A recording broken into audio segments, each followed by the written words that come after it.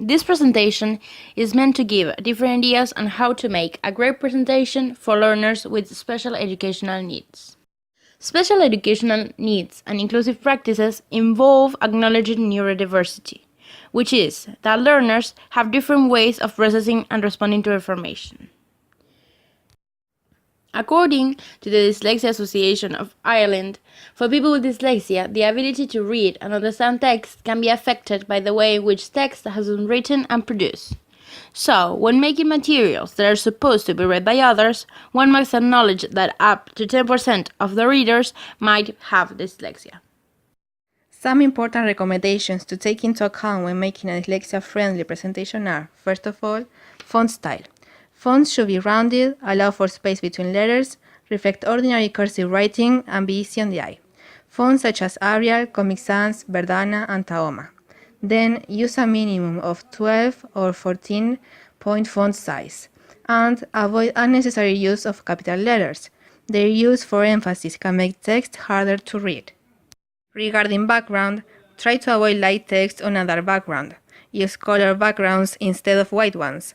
Cream or off-white provides a good alternative. Moreover, presentation style can make a big difference both to readability and initial visual impact.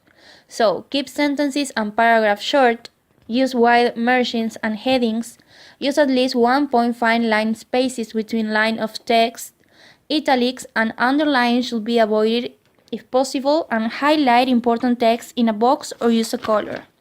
Use bullet points and numbers rather than long sentences. Finally, some quick tips to apply are to keep text as simple and concise as possible to aid navigation and comprehension. Give clear instruction and avoid lengthy explanations. Use short words and terms and avoid unnecessary complex vocabulary. Try to call the readers you. Imagine they are sitting opposite to you and you are talking to them directly.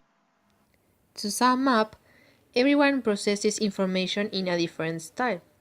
It is important to consider this when presenting ideas and concepts. Some people might find it easier to access a long and wordy explanation, while others may prefer an alternative style. For example, flowcharts are ideal for explaining procedures. Pictograms and graphics help to locate information. Lists of do's and don'ts are more useful than continuous text to highlight aspects of good practice. Provide a glossary of abbreviations and jargon. Include a contents page at the beginning and an index at the end.